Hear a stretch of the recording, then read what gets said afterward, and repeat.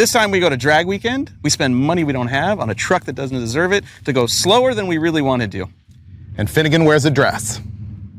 It's drag weekend, right? Maybe.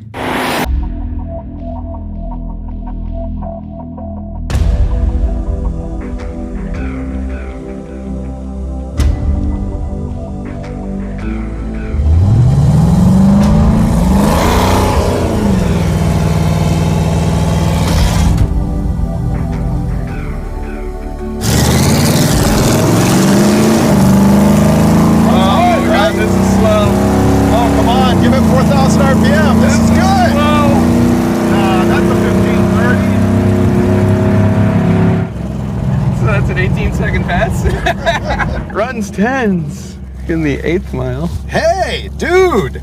1410 at 96. What? Yeah! Let's take the air cleaner off. We're going into the 13s. We're going into 13s. Wow, we were not giving this enough credit. This is virtually 10s. See, 1410. So our plan here is to take the Maserati, our Olds-powered rear-engined Mazda pickup, and compete at Hot Rod's drag weekend event. Now, the deal here is 3 drag races in 3 days at 2 different tracks with a road trip back and forth between them. We know that we know how to road trip. We're pretty sure we know how to drag race. And we're pretty sure that the Mazda does not run 10s in the quarter mile, no matter what we were told by the guy we bought it from. But in this episode, we're gonna give it our best shot. Because I think we can tweak it into a 1390 right now. Yes. Just by fiddling with stuff. Oh yeah. And then we have cylinder heads, camshaft, intake manifold, different carburetor, and of course, nitrous. None of which we know actually fits on this motor. Right. We'll give it a try. We're taking all this beauty off of the truck right now because these scoops have got to be aerodynamic drag, right? Yes. Man, I feel kind of bad. This was art. We're gonna block off the grill because the engine's in the back and so is the radiator. This is just blowing into a massive pocket of emptiness, which is not helping our aerodynamic situation at all. Let's go 13s at over 100 miles an hour right now.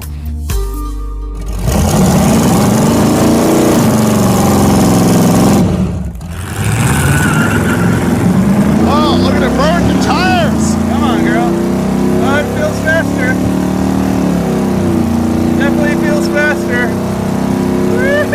Go, baby, go! 1358 at 102! I'm stoked now. I thought this was gonna be an utter failure. This is cool. How'd it go? Oh, it's fast. What do you think it ran? Oh, it's well over 100, because it's squirrely up there now. 1358 at 102. Really? Yep. We knocked more than half a second off of it. And there's more there, because I was trying to cut a light and I didn't pay attention to where I left at, and I could give it more RPM off the line. Yeah? I've never been so excited over a 13-second pass. I know!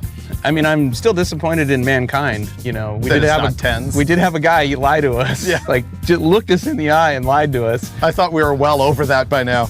Okay, I'm over it now. Okay. I realized we weren't giving that seller a fair shake because the reason it wasn't running 10s or doing wheelies was obviously traction, right? Obviously. So he must have had slicks on this before. Yeah. Drag radial, sticky. Proper break-in procedure, not happening. Guys, just prep the track and we're gonna go out there and make another pass. I'm gonna shift earlier because we're going well past peak power right now. Look at the glue. See? Losing, oh! Okay, we're good. I predict we're gonna go quicker and faster. Take that to the bank.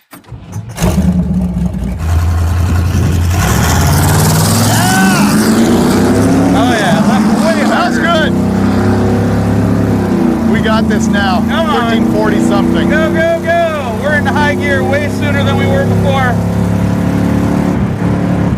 There you go.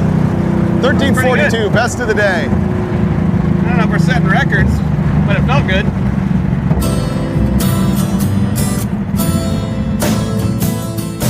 We're done for the day because we've kind of done all we can do without any speed parts. We tuned this thing up as best we could, threw some tips and tricks at it and some drag radials, and ran 1342 at almost 102 miles an hour.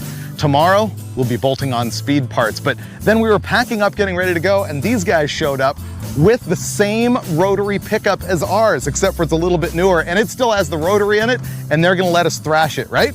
Yes, sir. You don't need this anymore, right? Yeah. You're about to experience direction but no movement, even though you have lots of sounds. Wow.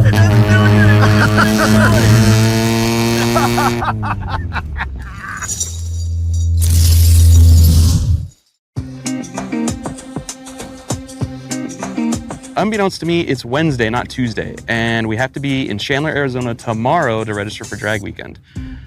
We're not fast enough, so we're gonna slap Edelbrock heads, a used Edelbrock intake that my high school buddy Keith brought to me this morning, and brand new comp valve train in this thing in the quest to get it in the 12s so we can spray our way into the 10s. Are we actually gonna have it running later today to see if it's quicker, or are we gonna be reverting it to stock? Well, we kind of have to since we need to be there tomorrow. Right.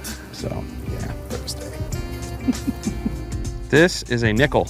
This is gonna decide which used Edelbrock intake manifold we're gonna run, because we're not even considering the Offenhauser right there.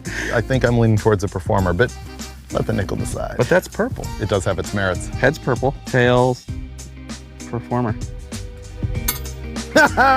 Tails. All right, good to go. That was scientific. It's not Barney Day, I guess. That's how to pick your speed parts. First up, we just needed to tear the engine apart and find out what we had. And we were gonna gut this thing pretty badly. Intake manifold gone, all the valve train, the cylinder heads, and probably the camshaft, but I'm not sure just yet. This engine's actually in really good shape between the forged pistons and no ring ridge and somewhat clean inside and flawless lifters. We're good to go. I wonder if it has some sort of a camshaft in it. It has that Schneider cam. The specs are in the glove box. Why are we changing the cam? We don't know what that is. Oh, you said the specs are in the glove box. I didn't read them. Remember how I said that there was cam spec information right here in the glove box? There it is. Were you gonna decode it off of the vinyl? Yeah. If he was really serious about horsepower, he would have put that on the truck, because they work. We know this. Chrome air cleaners and stickers add horsepower. It's a fact. Maybe he wanted it to be more of a sleeper. See this U-shaped bracket right here? This is the front engine mount for this Olds Toronado deal. The motor mount is bolted to the front cover, therefore eliminating our access to the camshaft. We'd have to lift the thing up, it looks like, from here at least 1.5 to 2 inches to get it out. We don't have a hoist. I got it. What? 2x4 across the bed rail, ratchet strapped down to the head bolt right there, holding the motor up. That's pretty good. I like that. That will work. Yeah, I still don't want to do it. We stole the most termite-infested piece of wood we could find.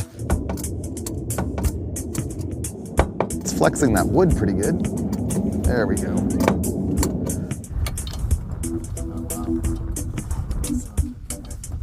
Yeah! There you go, friend. Victory! Whew. So that's all it's holding the whole front of the motor up. And that heavily bowed piece of wood you've got your hand on. Just enough room in front of the motor. That would have been Just enough room. Our new cam from Comp is an XE274H Extreme Energy, 274 degrees of advertised duration. This is going to be the magic. I think our peak power just moved up from 3,500 RPM.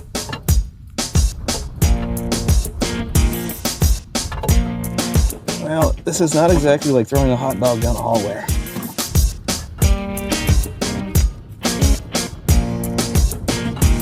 We're trying to get the camshaft in, and it looks like the cam bearing journal is larger than the cam bearing, and it won't slide in nicely. Flawless. Not flawless?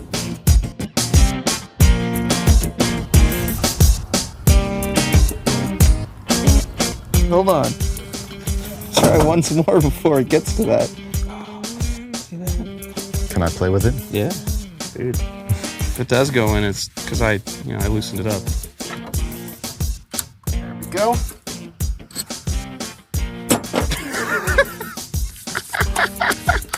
It took him about 30 seconds to do what I could not do in probably half an hour, 45 minutes. That's my favorite Roadkill moment ever. I'm never, ever living this down. The great thing is there's no possibility of lowering this slowly. Is this the part where we call the ambulance? Yeah, we didn't think ahead to the reassembly. Go ahead. I'm ready, dude. Drop it. She's down. It's lined right up. Here's that roadkill moment we have every episode. We ordered all of our valve train from our buddies at Comp Cams, and they're awesome. I mean, they overnighted everything. They even sent us 4 different length push rod sets because we didn't know what was going to happen when we went from the cast iron 455 heads to the new Edelbrock aluminum heads, which also changed the rocker arms. That's way too short.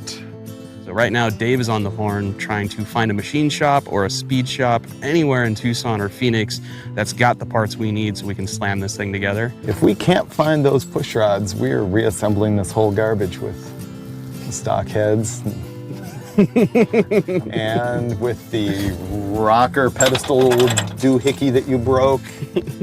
Well, guess that makes it official. We're not getting this thing down the track today. I can't say I didn't predict this. The pushrod debacle has completely shut us down for the night. We've got no parts, we've got no leads, we don't know if we want to keep assembling it because we don't know if we need to return it to stock. Everything's up in the air. We're going to spend the rest of the night calling around, pulling favors, doing everything that we can to get some custom pushrods for this thing. And we'll be back in the morning and figure out exactly what we're going to do to make it to Phoenix tomorrow so that we can register for the drag weekend event and then start racing the next day. It is noon on Thursday, which is the registration day for normal people who are attending drag weekend. And this will either make David cry or me smile. Probably not the same, because these are push rods that may or may not be the right length to make those new heads and rocker arms work for us. Let's find out. Ready? Drop that baby in there. Please, please, please, please, please. Dun, dun, dun, dun, dun, dun, dun, dun, dun, dun, dun, dun, dun, dun. And yes! Woohoo! Nailed it. So we're driving to Phoenix with Edelbrock heads. Wow. Yep. I really thought we were taking this back apart this morning. Last thing we had to do was put the engine together, put water in it, and then fix the inevitable water leak. Now, the thing is, we're not going to be able to test all this stuff we just installed because while Tucson Dragway let us work here, we didn't rent the track today and the whole crew is gone, so there's no way for us to race and find out if this worked. Drag strip right there. This truck's about to run, and we're not going to be able to use it. You know what this is a lot like? This is like going to a strip club. You can look, just can't use it. You're not spending enough money. Is this the first time we've ever had a drag strip at our disposal that we can't use? No, it was all day yesterday when it was sitting right there and the thing was in a million pieces. Oh yeah, you're right. All right, let's go to Phoenix. Finally, we're on the road, and right now we're driving from Tucson to Chandler, Arizona, just so that we can enter an event that will have us driving back to Tucson and then back to Chandler. It's kind of a big mess, as was our road trip, because I got pulled over, unusually for going too slow. That was a wrap for the night.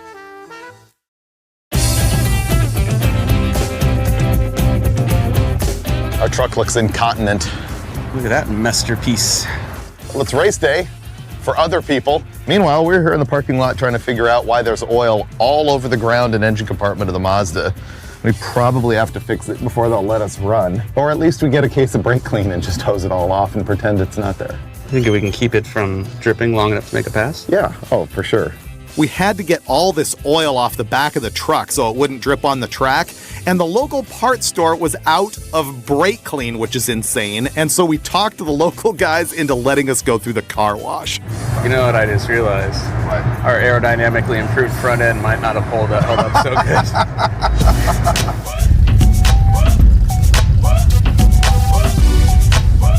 We got the important stuff out of the way, like getting the truck washed, and finally made it here to Chandler, Arizona. This is Wild Horse Pass Drag Strip Hot Rod Drag Weekend event, and here's how it works. It's 3 races in 3 days with a road trip. So we race here today, and then this afternoon we drive back to Tucson, and then tomorrow we race in Tucson, and in the afternoon drive back here And then on the third day, we race again right here at Chandler. But in order to stay in competition, you have to run every single track, and so we got to thrash to get this thing ready to actually race it. And by thrash, I mean cleaning up some oil, probably changing a radiator hose, and then putting Finnegan at the wheel, because if this thing's gonna crash, it's gonna be him. We've not actually found a leak, so we're just going straight to containment. Okay, this is the moment, you have to call it. What's it gonna run? We're about to go 1310. $12.99. I like your optimism. I think she's better than she was, but it just occurred to me, we never checked the timing after we put the distributor back in, so this will either be the most amazing run it's ever made, or I'll be aborting shortly past 60 feet.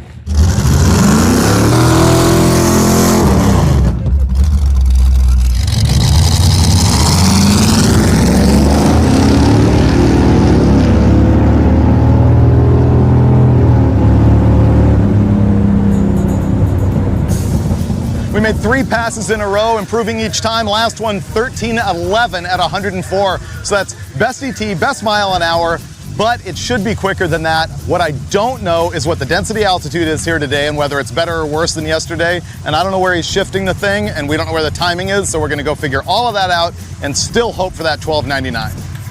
This is the first, maybe only time we've ever taken something apart, put it back together on Roadkill, and actually improved it. Picked up 0.3 of a second, and that's with this thing pushing through the starting line. Like, I'm sitting there trying to take off, and I give it just a little RPM, and the brakes won't hold the truck. It goes right through the starting line, starts the clock before I've even taken off.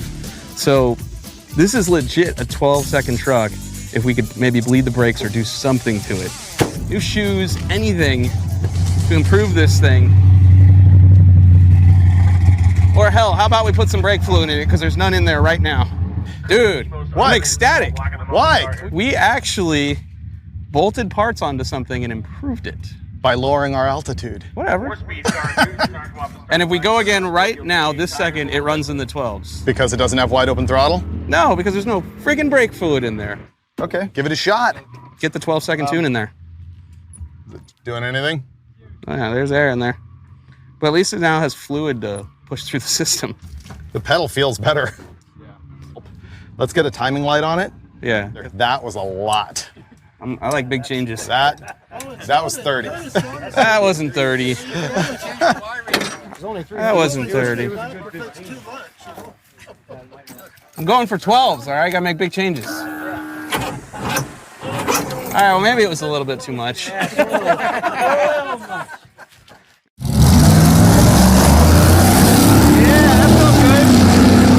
Good. This feels much better. Go, baby. Yeah. Bam! Bam! 12-0 at 112. Oh my God. 12:04. Yeah. Oh my God, that was awesome. This is probably the most we've sucked the least on any Roadkill ever. Dude! Bam! All the bam! There's more left. That's amazing! There's more left. We need tranny fluid. It does wheelies. Does it? Yes. Wow. Textbook paper slipper. So we Not only much. have to talk smack on the guy that sold it to us 50%. Exactly. I don't care if we leave the crank on the racetrack on Sunday. No, I don't As long as either. we get into the 10s. We just need to prove the guy right. I don't want the whole world thinking he's full of crap. Well, that was a huge victory day, almost 11s, but not quite, which gives us a goal. Right now, we got to pack the thing up and drive all the way back to Tucson before running all day, maybe putting nitrous on tomorrow, and then driving back here. Survive the road trip. It's like Groundhog Day back here at Tucson Dragway, except for this time, Hot Rod Drag Weekend is in full swing. I think our plan is just to like degrease this thing again because it leaked everywhere and then make a pass. We're probably not gonna go faster here today because of the altitude thing. Then we're gonna get out of here, throw the nitrous on it so that we can road trip back to Phoenix and try and run that 1099 tomorrow. What's gonna happen? 11-second pass. You think so? At altitude? It's only 3,300 feet. I think we have a chance. Let's do it before it gets hot.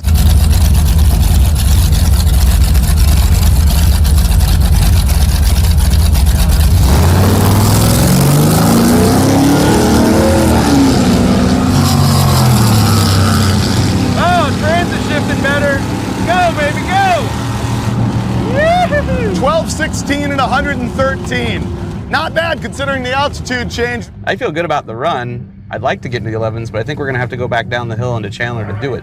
So we might be done today. We've probably run the best that we can here at the altitude of Tucson Dragway, and so we're gonna hit the road early so that we can get to a buddy's house and install the magic, the NOS Big Shot nitrous oxide system. Quite a compound here.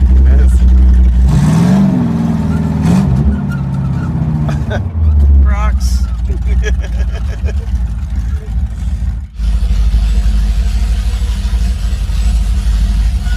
Right now, we are in the middle of the desert at my buddy Matt and Darren's shop, and you'll remember these guys as the suckers that sold us the Jaguar for $1,000. Are we the suckers? And the Rotson, I think, for $500. And we need to put nitrous on the Maserati, so we're going to hang out with these guys, steal all their parts, and drink their beer in the quest of making this go faster. We jammed to get the nitrous installed, which involves putting a plate underneath the carburetor and doing a little bit of wiring on the solenoids, but you also have to mount the nitrous bottle, which, by the way, likes a little bit of heat to build pressure. See, the reason this goes here is so you can burn your arm and warm the bottle at the same time. Once we had the nitrous installed, we had to get into the ignition, and Finnegan had purchased this rocket science drag racing ignition box that needed a laptop computer to tell it how to have a timing curve. We didn't exactly get it right the first time.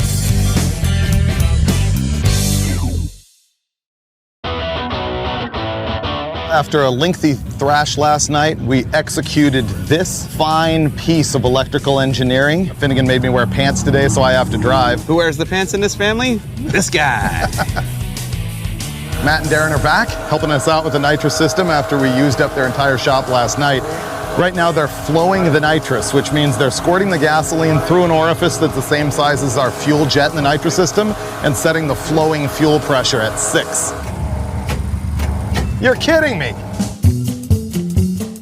When we were testing the program and stuff earlier, we had the nitrous activation switch unconnected. When it got hooked back up, it got hooked back up wrong, which opened the solenoid. So the whole time that the engine was running when they were testing the fuel pressure, it was pouring gas in the engine. So all the cylinders are full of gas, which is awesome. Look.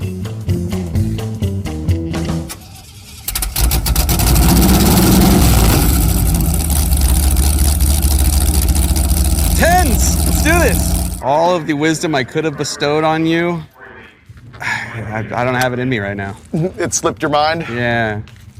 Oh, yeah. It's going to hook hard left after you leave the starting line. Okay. So maybe put a little right rudder into it. And so normal? You'll be good.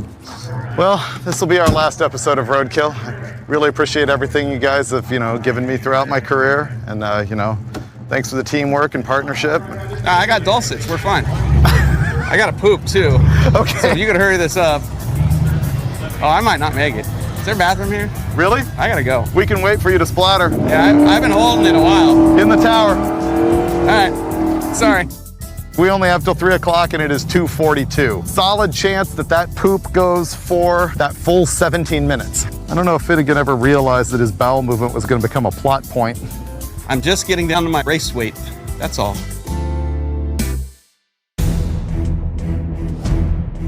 Now it is my turn in the Maserati, and in my very first run, we're gonna hit the nitrous oxide. Finnegan had this thing tuned up so that it wasn't gonna hit all of the 180 horsepower worth of nitrous right from the starting line. Instead, it's going to progressively feed it in 1.5 seconds into the run, and cross your fingers that that is enough spray to make this thing run in the 10s.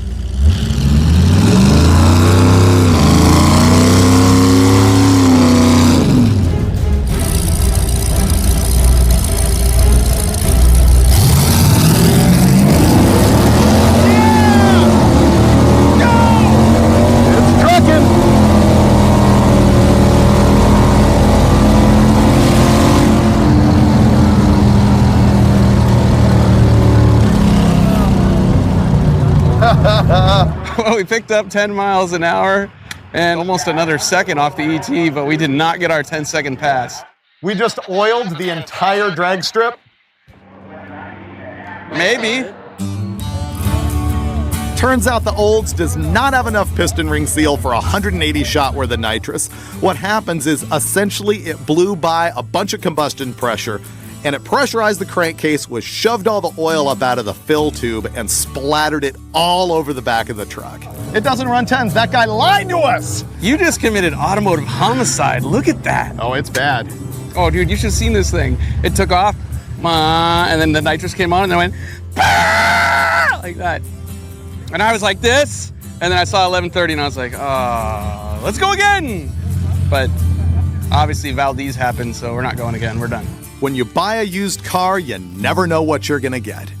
We knew that we were getting a 74 Mazda pickup with a 455 Olds in the bed on an Oldsmobile transaxle. And the thing is, that guy swore this thing ran 10s in the quarter mile. He swore it did wheelies. We were pretty sure that wasn't gonna happen. And even after throwing about $4,000 worth of speed parts on this turd, including 180 shot of nitrous, 10s were not in the cards for the Maserati. We weren't surprised, even a little bit. And you shouldn't be either, because Roadkill. Want the parts we use to build these cars? Visit jegs.com/roadkill. Somebody forgot their coffee on the hood of our car. You want to do anything about the coffee? It'll solve itself in a minute. That's littering. Ah, it's too far. Oh, and it's gone. Let me tell you something. There is no one that I trust better or more than David Freiburger to sit in front of a bomb.